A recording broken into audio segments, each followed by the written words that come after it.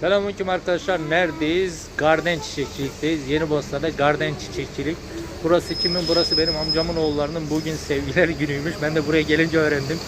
Yani Allah'tan uğramışım, yoksa eve giremeyecektim. Ali abi tam 5000 TL. Yani bu civarda oturanlar geliyorlar Yenibosna Garden, İstanbul Bahçeler ve Yenibosna Garden Çiçekçiliğe geliyorlar ve bizim ismimizi, kanalımızın ismini verdiği zaman %15 indirimi sağlıyorlar. Burası benim amcamın çocuklarının iş yeri. Hepinizi buraya bekliyorum. Kamerayı bir çevirelim, içeriği de size gösterelim efendim. Evet.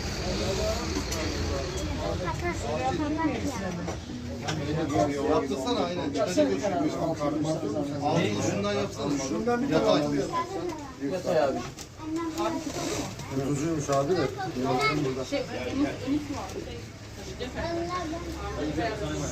Dışarıda servisleri var. O yüzden bu civarda oturanlar, yakın içlerde oturanlar iletişime geçebilirler efendim. Hepinize Allah'a emanet.